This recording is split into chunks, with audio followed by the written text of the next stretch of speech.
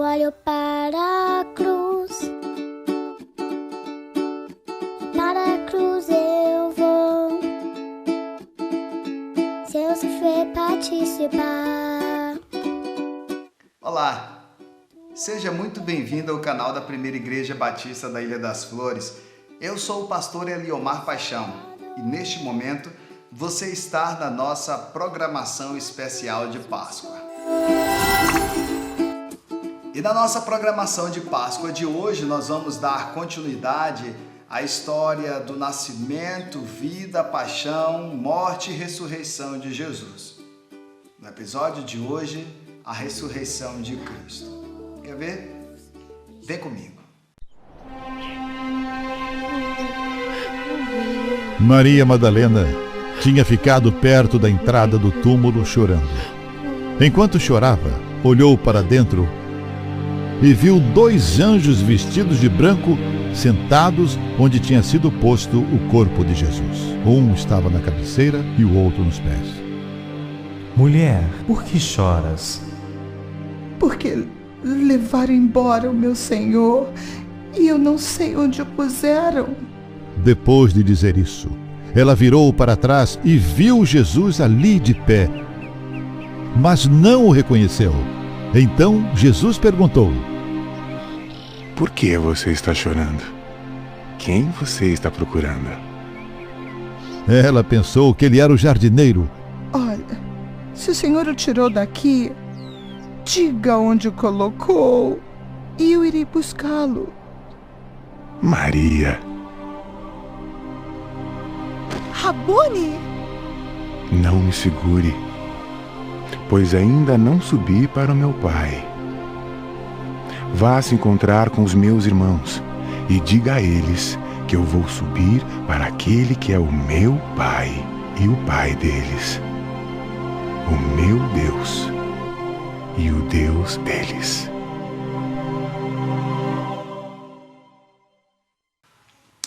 E aí? Emocionante esta cena, não é verdade? O que é que você viu aí? Maria Madalena, ela foi até o sepulcro e quando chegou lá, ela entrou e viu os anjos ali sentados, um à cabeceira e outro aos pés do local que Jesus estava, o seu corpo foi colocado.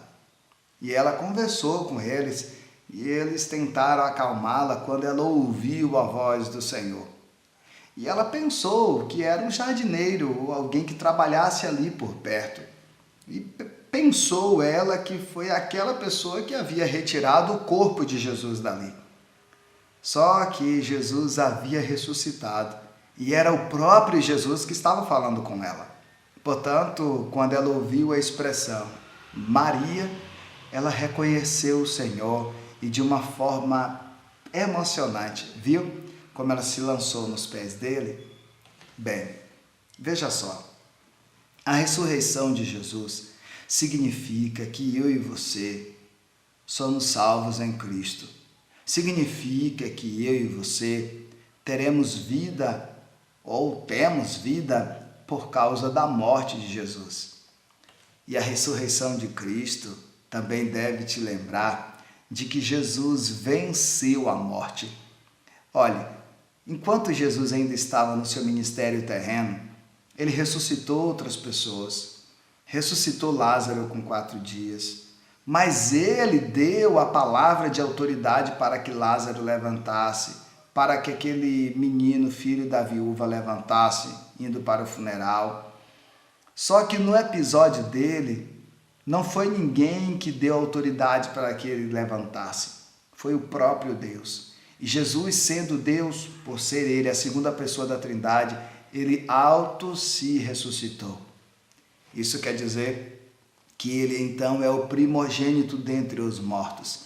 Ele venceu a morte. A morte não foi capaz de levá-la para si, de tomá-lo para si.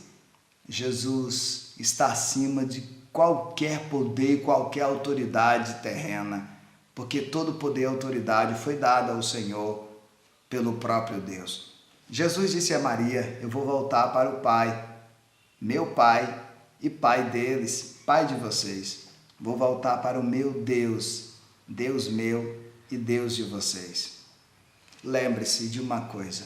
Daniel capítulo 12, versículo 2, o Senhor Deus diz que naquele grande dia, dia da ressurreição, haverá este dia.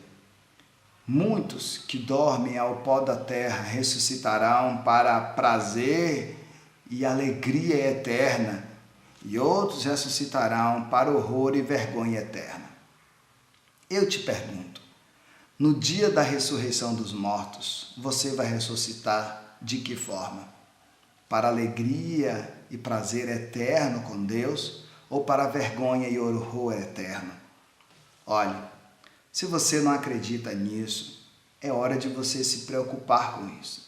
Se você já sabe disso, porque é um cristão, seguidor de Jesus, mas não está lá tão preocupado com essa história, é hora de você relembrar e voltar a se preocupar, porque chegará o grande dia que nós vamos nos apresentar diante do Senhor para sermos todos nós apresentados diante de Cristo para um grande tribunal. E um grande julgamento acontecerá. Os salvos em Cristo serão absorvidos porque aceitaram o sacrifício de Jesus como seu único e suficiente Salvador. Mas aqueles que zombaram de Jesus, exatamente como fizeram aqueles que crucificaram o Senhor, esses vão ressuscitar para ser julgados, e sendo julgados serão condenados eternamente. Quando eu falo estas coisas, eu fico bem preocupado de você, que talvez ainda não é um cristão, olhar para mim como pastor e de repente pensar, os pastores acham e dizem que só eles estão certos, de que só eles vão ser salvos, de que a salvação e o céu só pertencem a eles. Não é isso que eu quero dizer. E não pense isso de mim. O que eu estou compartilhando com você é o que a Bíblia diz. A Bíblia não se preocupa com nenhuma placa de igreja, porque na época de Jesus, as nossas igrejas atuais nem existiam ainda com os nomes que existem. Assembleia, Batista, Maranata, Católica, nenhuma dessas igrejas ainda existiam com estas placas denominacionais.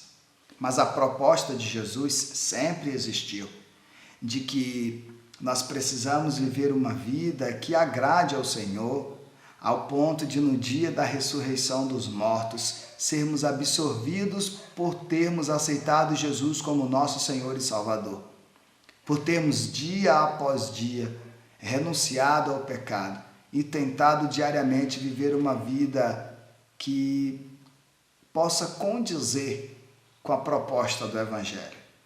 Outra coisa que precisa ficar bem clara é que não tem nada que eu possa fazer e nem que você possa fazer que nos dê o direito da salvação.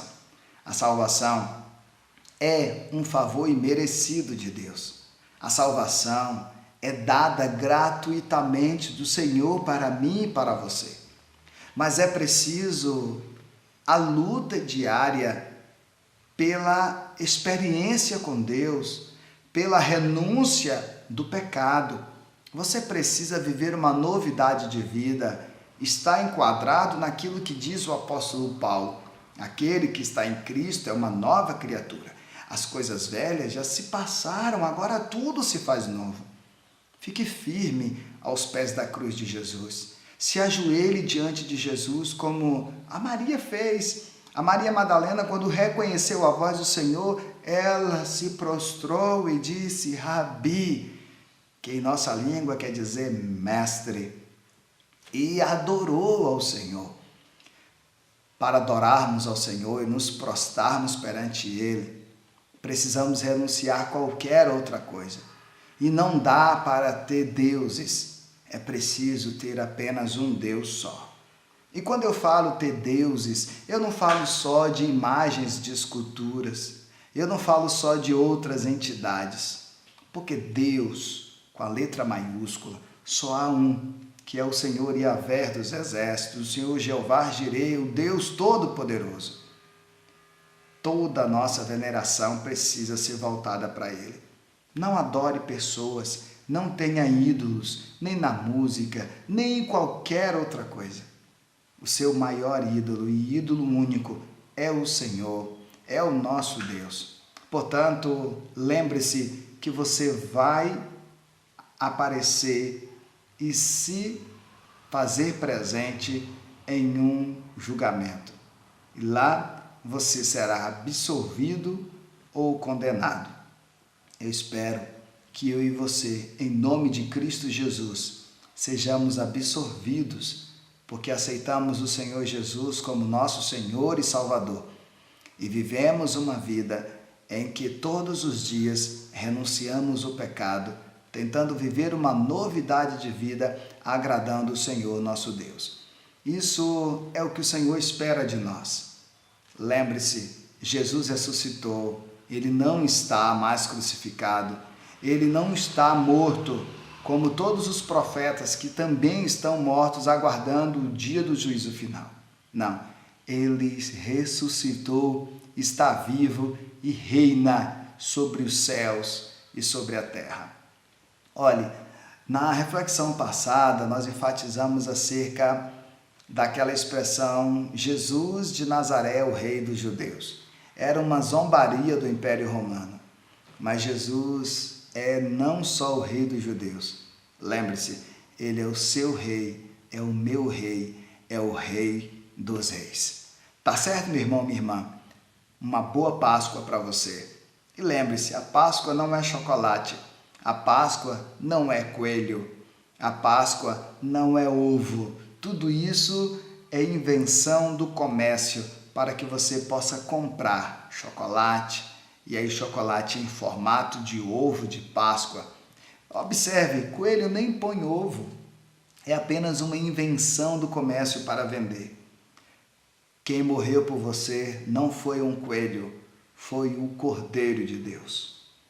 Não é chocolate, é sangue, sangue carmesim, o sangue de Cristo Jesus. Logo mais à noite, eu queria te lembrar que nós vamos celebrar a Páscoa do Senhor com a ceia do Senhor.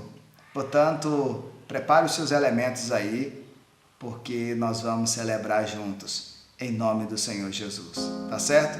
Deus te abençoe, te guarde e te dê a paz. Vamos orar?